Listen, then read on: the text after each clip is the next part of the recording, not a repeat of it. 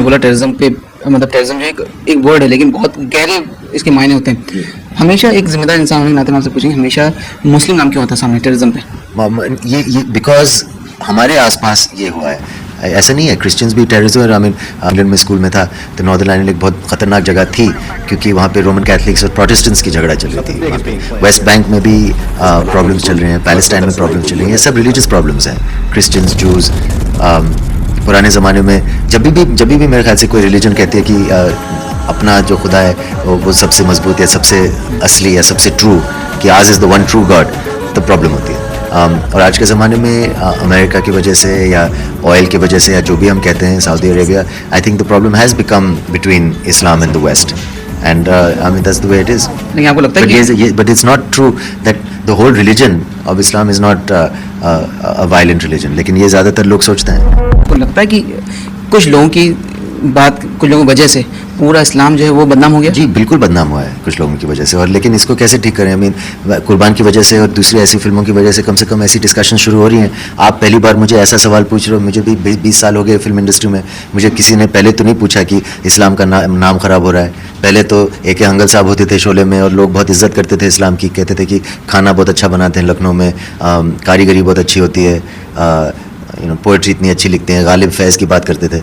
और आज नहीं, तो नाम तो ख़राब हुआ है। आज एक आम मतलब हाउसवाइफ बोलेगी कि मेरी बेटी की शादी मत कराओ किसी मुसलमान से, पता नहीं क्या होगा। तो एक moderate Islam is a different thing. लेकिन हम अभी एक एग्जिस्ट करती है, इस चीज़ एग्जिस्ट करती है। आप फेस करते हैं? आप कहीं बाहर जाते हैं, यूएस वगैरह कहीं जाते हैं, आप फेस करते हैं? यूएस में फेस नहीं करता भैया, मैं तो बॉम्बे में फेस करता हूँ कभी कभी। अगर जब हम आप कोशिश करिए मुसलमान बन के जू में कुछ फ्लैट खरीदना, तो कोई कहेगा नहीं, हम मुसलमान से नहीं बेचते। डेफिनेटली रिलीजियस टेंशंस हैं इंडिया में, और मेरे ख्याल से शायद वही may be that's the thing about India, उसको टॉलरेट करना, उससे डील करना, उसको जो I mean human nature is not simple, और ना तो वो कभी सिंपल होगा। आदमी अपनी बीवी से झगड़ता है, भाई से झगड़ता है, तो देश से तो मतलब जाहिर है कि झगड़ेगा, और मज़हब से झगड़ेगा ही, तो it's not a big deal. The fighting is not unusual. I think peace is unusual, understanding is unusual, so it's fine. हाँ, ये चीज़ आपने सुना था कि आपने ये चीज़ झेली थी कि आपको मकान नहीं मिला था, खरीदने के थे, ऐसा कुछ था? आई मीन मैंने पूछा था कि क्या यहाँ खरीदते हैं, तो कहते नहीं, यहाँ मुसलमान को नहीं बेचते, तो चलो वहाँ देख लेते हैं, ऐसी कोई बड़ी बात नहीं है। मेरा सवाल ये है कि दुनिया में हम जो प्रैक्टिकली दुनिया में देख रहे हैं, ये मुस्लिम ही ज़्यादा सबसे आतंकवादी है, और जो मासूम लोगों की हत्या कर रहे हैं, तो इंसानियत कहाँ है?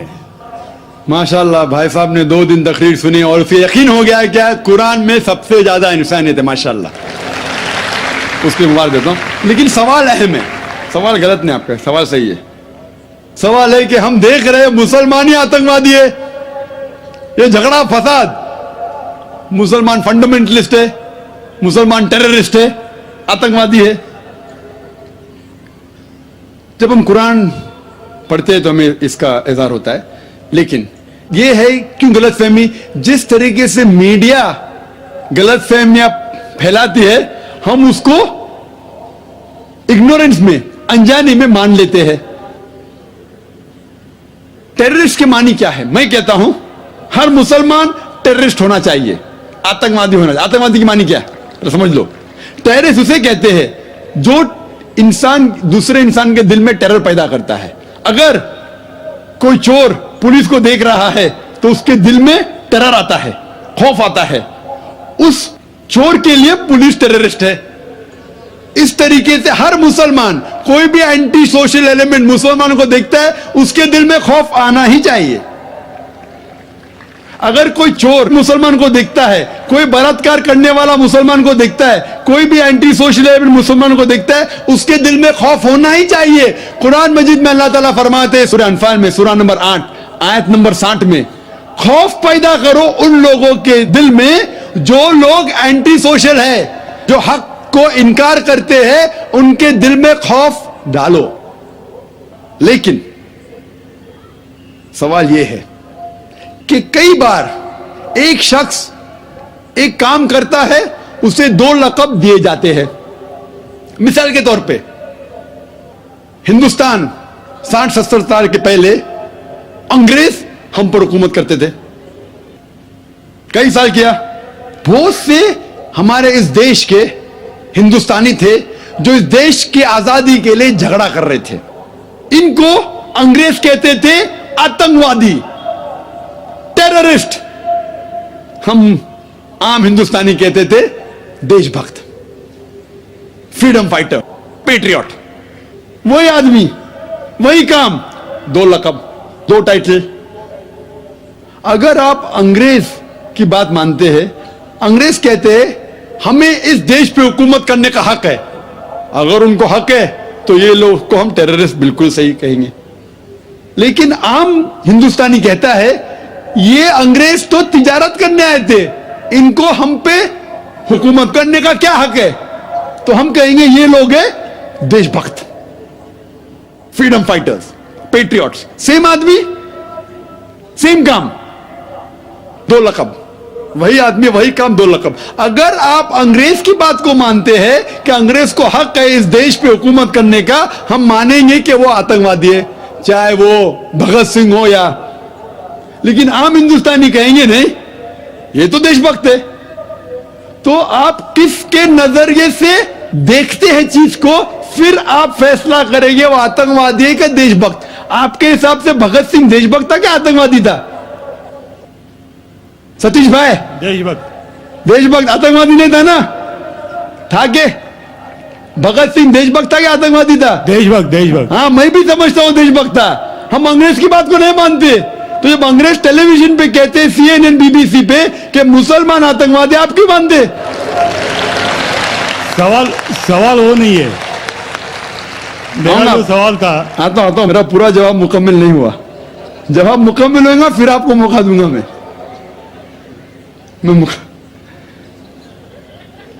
Nelson Mandela, old south African government जो थी, सफेद हुकूमत, वो नेल्सन मंडेला को टेररिस्ट नंबर 1 कहती थी।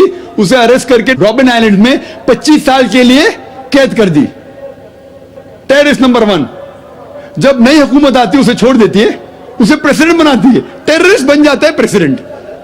चंद साल बाद उसे नोबेल प्राइज फॉर पीस मिलता है। वही आदमी, वही काम। ऐसा नहीं कि पहले वो गलत काम किया, फिर अच्छा काम किया, फिर उसको अवार्ड मिला। वही काम के लिए जो पहली गवर्नमेंट ने कही थी, सफेद गवर्नमेंट ने, कि वो टेररिस्ट है, आतंकवादी है, नोबेल प्राइज कमेटी ने उसे नोबेल प्राइज दिया फॉर पीस, अमन के लिए। हैरत की बात है, जो आदमी आतंकवादी है उसको मिलता है नोबेल प्राइज फॉर पीस। जो आदमी का पावर है, जो आदमी वो कहता है, लोग उसकी बात को मान लेते हैं इग्नोरेंस के अंदर, अनजानी में। लेकिन कुरान कहता है सूरह इसरा में, सूरह नंबर 17 आयत नंबर 81 में, वकुल जाल हक मजाकल बातिल इन्नल बातिल काना ज़ौका। जब हक बातिल से टकराती है, बातिल का सर्वनाश हो जाता है। ब्रिटिशर्स अमेरिकन के ऊपर हुकूमत करते थे। अमेरिकन रेवोल्यूशन हुआ 18 सदी में।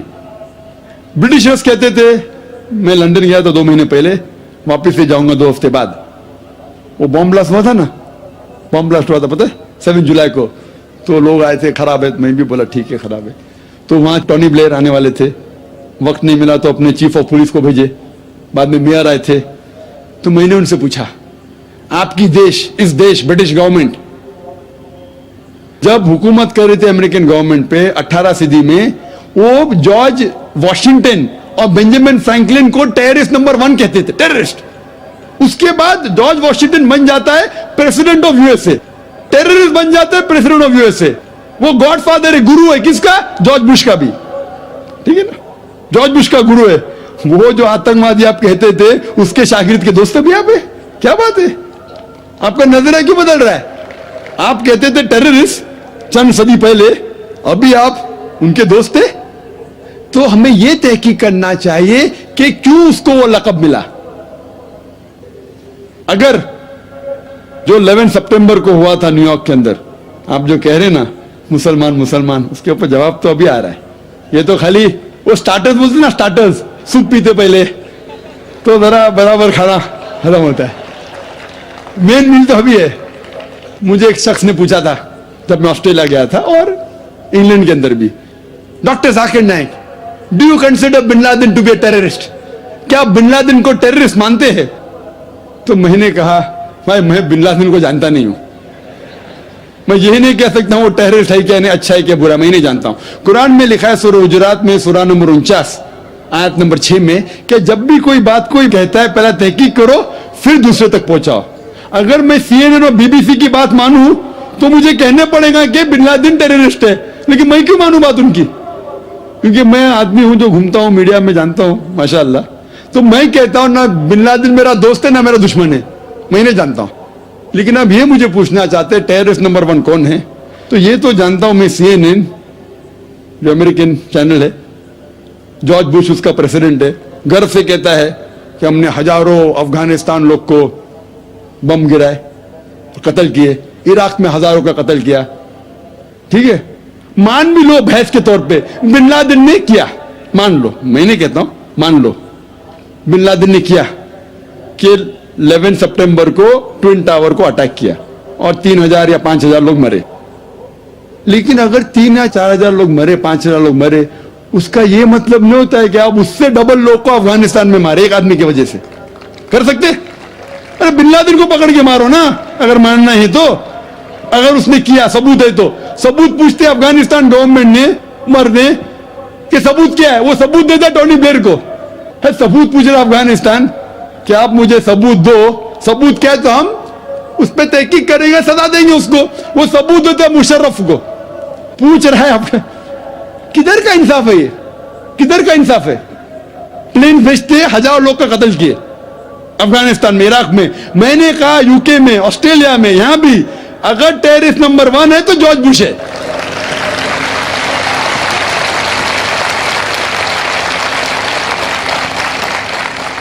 ट्विन टावर को किसने गिराया? CIA, FBI का क्या बजट है? इन लोग गर्व से कहते हैं अगर परिंदा भी पेंटागन के ऊपर उड़ेगा तो हम पहचान सकते। एक हवाई जहाज 1.5 घंटे बाद आके उसमें ठोक देता है, उनको पता ही नहीं चलता है। बहुत से अमेरिकन लोग, मुस्लिम लोग छोड़ो, क्या कहते हैं अमेरिकन लोग, क्रिश्चियन लोग कहते हैं क्या ये इनसाइड जॉब था, अंदर की बात थी, ये अंदर की बात। जिस तरीके से ट्विन टावर गिरा वो प्लेन के जरिए गिर ही नहीं सकता है। कितने लोग कहते हैं कि ये जॉर्ज बुश ने किया अपने वोट बैंक के लिए। कल मैं कह रहा था ना पॉलिटिशियंस के बारे में, कल की तकरीर सुनी ना आपने, हकीकत लगी क्या ने? क्या होगा? 5000 लोग को मारो, वोट तो मुझे मिलेगा। $1 ट्रिलियन नुकसान, क्या फर्क पड़ता है? अगर नहीं गिराऊंगा ट्विन टावर को तो मैं थोड़ी इलेक्शन में आऊंगा। क्या करो? हजारों लोग का कत्ल करो, नुकसान करो करोड़ रुपए का, मैं तो आ गया वापस सीट पे। ये मैं नहीं कह रहा हूं, ये मैं नहीं कह रहा हूं, ये अमेरिकन लोग कह रहे। तो गलत है, मैं नहीं कह रहा हूं कि जॉर्ज बुश ने गिराया। मैं जानता ना, मैंने तहकीक थोड़ी की। मैं कह रहा हूं कि बाकी लोग क्या कह रहे। अमेरिकन लोग कहते हैं कुछ लोग कि बिन लादेन ने क्या, कुछ ने कहा जॉर्ज बुश। लेकिन ये तो मैं जानता हूं कि मैं टीवी पे जो देखा हूं वो खुद के चैनल के ऊपर कि जॉर्ज बुश गर्व से कह रहा हजारों लोग को मैंने मारा हूं, इसीलिए मैं जॉर्ज बुश को टेररिस्ट नंबर 1 कहता हूं। कल मैंने कहा कि बाबरी मस्जिद में जो हुआ हिंदुस्तान में, गुजरात में क्या हुआ, वोट बैंक के लिए हिंदू मुस्लिम में झगड़ा करो। बाबरी मस्जिद को कौन जानता था पहले? आप जानते थे? सुने थे बाबरी मस्जिद के बारे में? ये दंगा फसाद के पहले 1985 के पहले सुने थे? नहीं सुना था। मैं भी नहीं सुना था। ये वोट बैंक के लिए झगड़ा फसाद, हजारों लोग मारे गए। गुजरात में जो हुआ क्या सही हुआ? अगर पुलिस चाहती तो, हमारे हिंदुस्तान पुलिस में माशाल्लाह इतना पावर है कि अगर चाहती तो दंगा फसाद हो ही नहीं सकता। बंबई में जो हुआ 1992 में, इफ द पुलिस वांटेड, किसकी जरूरत के बाहर रास्ते पे है? लेकिन वो पॉलिटिशियन की इजाजत है, यहां मत जाओ, वहां मत जाओ, यहां हंगामा करो, यहां कर्फ्यू लगाओ, वहां मत कर्फ्यू लगाओ, यहां मुझे वोट मिलेगा, वहां नहीं मिलेगा। आप समझे ना? तो ज्यादातर चाहे इंग्लैंड में हो या अमेरिका में हो या हिंदुस्तान में हो, कोई भी पॉलिटिशियन हो, तो पॉलिटिशियन की हरकतों की वजह से, जैसा मैं कल कहा, तो लेबल लग गया अभी मुस्लिम लोग पे टेररिस्ट। अगर आप जानते गुजरात में कितने लोग के मां का अपने आंख के सामने बलात्कार हुआ, बलात्कार करने वाला पड़ोसी है, उसके ऊपर कोई एक्शन नहीं लिया जा रहा है, तो वो कानून अपने हाथ में लेता है, गलत करता है, हम भी लेता है, क्या करें? सब समझ रहे? तो हमें यही जानना चाहिए इस आतंकवाद की जड़ क्या है। तो हमें जड़ पे जाना चाहिए और जड़ को खत्म करना चाहिए। अगर हम एक हो जाएंगे, अपनी किताब एक खुदा में माने, सिर्फ खुदा से डरे, जो खुदा की बात मानता उसको वोट दे, ना कि दंगे फसाद करे। अब समझ रहे? तो इंशाअल्लाह अमन होगा। और आप देखेंगे इसके बावजूद, इतना होने के बावजूद, अमेरिका में एक न्यूज है कि 9 महीने बाद 11 सितंबर के बाद 34,000 अमेरिकन ने इस्लाम कबूल किया। क्यों? जितना मीडिया इस्लाम के खिलाफ बात कर रही है उतना ही इस्लाम फैल रहा है। मैं जब तकरीर करने जाता था 11 सितंबर के पहले अमेरिका में, मजमा होता था माशाअल्लाह हजारों लोग का, ये अमेरिकन बहुत कम आते थे। अभी जाता हूं तो बड़ी तादाद है। ये जानना चाहते क्या इस्लाम में? आप भी आ जाए, शायद 11 सितंबर के पहले नहीं आते थे, बराबर की नहीं? आप जानना चाहते क्या मजहब है ये आतंकवादी मजहब, मैं भी तो देखूं, आके मुतासिर हो गए क्या नहीं? अल्हम्दुलिल्लाह। डंके की चोट पे कहता हूं, मैं क्यों डरूं किससे? क्योंकि अल्लाह ताला फरमाते हैं सूरह इमरान में, सूरह नंबर 3 आयत नंबर 54 में, मकरुम मकरल्लाह वल्लाहु खैरुल माकिरीन। उनने प्लान किया, प्लानिंग की, अल्लाह ने भी प्लानिंग की। सबसे बेहतरीन प्लानर अल्लाह है।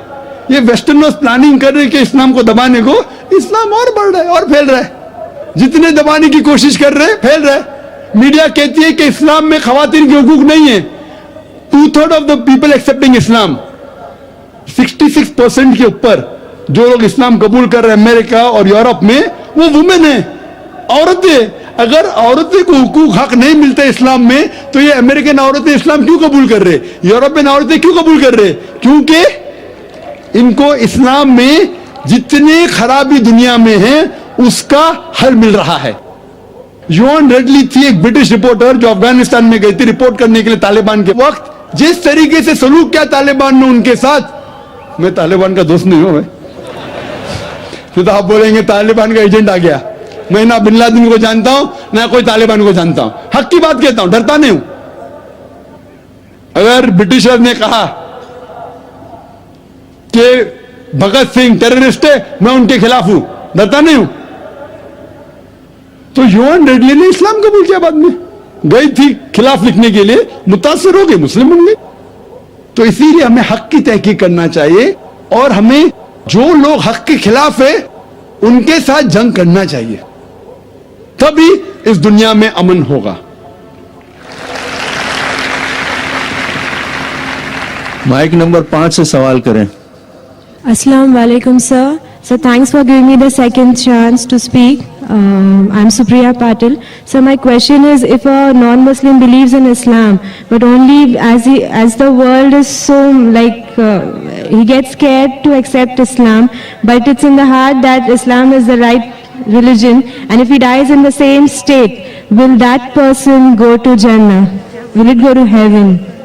बहन ने पूछा है कि वो इस्लाम के बारे में सही समझती है, पसंद करती है, लेकिन दुनिया से डर रही है और इस्लाम कबूल नहीं करती है, तो क्या वो जन्नत में जाएंगी? अगर दिल में किसको ईमान है, दिल में ईमान है कि खुदा एक है और शिरक ना करे और मोहम्मद सल्लल्लाहु अलैहि वसल्लम की बात पे माने और अमल करे, लेकिन दुनिया को ना बताए, चुपके से भी अमल करे, तो इंशाअल्लाह जन्नत में जाएंगे। लेकिन अमल सही नहीं रहा, बोलते इस्लाम पसंद है लेकिन बुत परस्ती करे तो कोई फायदा नहीं। बोलते इस्लाम अच्छा मजहब है, तकरीर पसंद है, लेकिन घर पे जाके बुत परस्ती करे, क्या फायदा तकरीर पसंद का? डॉक्टर जाकिर नाइक ने अच्छी तकरीर की, घर पे जाके बुत परस्ती करते, क्या फायदा? तो अगर आपको इस्लाम पसंद है लेकिन खौफ है माशरे का, किसी का कत्ल हो जाएगा, तो अगर आप दिल में इसको रखते हैं और इस्लाम फॉलो करते, तो इंशाअल्लाह अल्लाह आपको जन्नत में डालेंगे। जी खुशामदीद दोस्तों, उम्मीद करता हूँ वीडियो आपने पूरी देखी होगी और आपको पसंद भी आई होगी। किसी एक इंसान की जान बचाना गोया ऐसा है कि गोया आपने पूरे इंसानियत की जान बचाई, और अगर आप एक इंसान को कत्ल करते हैं तो ये ऐसा है कि गोया आपने पूरी इंसानियत की कत्ल की। एक इंसान की जान बचाना पूरी इंसानियत की जान बचानी है, और एक इंसान को कत्ल करना पूरी इंसानियत के कत्ल करना है। ये बात मेरे नहीं है, बल्कि ये अल्लाह पाक की किताब कुरान मजीद उसका एक वर्ड से, उसका एक सेंटेंस है। ऐसा जुमला जिसने पूरी इंसानियत के लिए एक राह हमवार कर दी, पूरी दुनिया को ये दिखलाया कि इंसानियत कहते किसे। आज आप देखते हैं दुनिया के मुख्तलिफ़ मज़ाहिब वो ये नारा लगाते हैं कि सबसे बड़ा मज़हब इंसानियत है, लेकिन उनको चैलेंज है अगर वो ऐसा जुमला पेश करे जो आपको सही तौर पर इंसानियत की तर्जुमा या तारीफ़ करा सके। ये सिर्फ़ और सिर्फ मेरे रब का कलाम कुरान मजीद में है जो कि मैंने आपके सामने पढ़ा। मिन अजल ज़ालिक कतबना अला बनी इसराईल अन्नहु मन क़तल नफ्सन बिग़ैर नफ्सिन औ फ़सादिन फ़िल अर्दि फ़कअन्नमा क़तल अन्नास जमीआ व मन अहयाहा फ़कअन्नमा अहया अन्नास जमीआ। अगर आपने एक इंसान की जान बचाई तो गोया आपने पूरी इंसानियत की जान बचाई, और अगर आपने एक इंसान का कत्ल किया तो गोया आपने पूरी इंसानियत की कत्ल की। तो भाइयों दोस्तों, किसी एक इंसान की जान बचाना पूरी इंसानियत की जान बचाना है, और एक इंसान को कत्ल करना पूरी इंसानियत का कत्ल करना है। अब आते हैं इस वीडियो की तरफ। ये वीडियो आपने देखा जिसमें ये बॉलीवुड के अदाकार सैफ अली ख़ान, इनसे पूछा जाता है कि क्यों दहशतगर्दी को मुसलमानों से जोड़ा जाता है। तो माशाल्लाह इसका जवाब बहुत ज़बरदस्त था कि दहशतगर्दी का ताल्लुक़ मुसलमानों से नहीं है बल्कि ईसाईयत में भी मौजूद है। अगर सिर्फ़ और सिर्फ किसी एक शख्स की वजह से आप पूरे लोगों को या पूरे कौम को या पूरे मज़हब को बदनाम करते हैं, तो हिटलर को देखिए जिसकी वजह से दूसरे जंग अज़ीम हुई, जिसकी वजह से तकरीबन करोड़ों लोग अपने जान से गए, जिसकी वजह से दुनिया की हालत बिल्कुल बदतर हो गई थी दूसरे जंग अज़ीम, वो हिटलर की वजह से हुई। और हिटलर कौन था? वो क्रिश्चियन था, ईसाई था। तो आप यह नहीं कह सकते कि तमाम ईसाई जो है ना वो दहशतगर्द है, वो टेररिस्ट वाले हैं, ऐसा नहीं है। इसी तरह यहूदियों में भी टेररिज्म मौजूद है। आपने देखा था न्यूजीलैंड में एक वाक़या हुआ जो मुसलमानों की मस्जिद पर एक आदमी हमला आवर हुआ और उसने मुसलमानों का कत्लेआम किया। अब वहाँ पर दुनिया पर क्यों खामोश है? वहाँ पर कोई क्यों ये नहीं कहता कि ये दहशतगर्दी का ताल्लुक़ जो है ना ये इस्लाम से नहीं? तो वीडियो का ख़ुलासा ये है कि दहशतगर्दी का ताल्लुक़ किसी भी मज़हब से नहीं, बल्कि ये वो लोग हैं जो कि ना ख़ुद तो इंसानियत को समझ सकते हैं, ना कभी वो इंसानियत के रास्ते पर गए हैं। तो भाइयों दोस्तों, अल्लाह ताला ख़ुद कुरान में फ़रमाते हैं कि इन्नद्दीना इंदल्लाहिल इस्लाम, अल्लाह ताला के नज़दीक जो मज़हब है वो इस्लाम है। इस्लाम में ही कामयाबी है, और अगर आप इस्लाम पर ही अमल करेंगे तो ही कामयाब होंगे। उम्मीद करता हूँ वीडियो आपको पसंद आई होगी। अगर वीडियो आपको पसंद आए इस चैनल को सब्सक्राइब करें। बहुत शुक्रिया।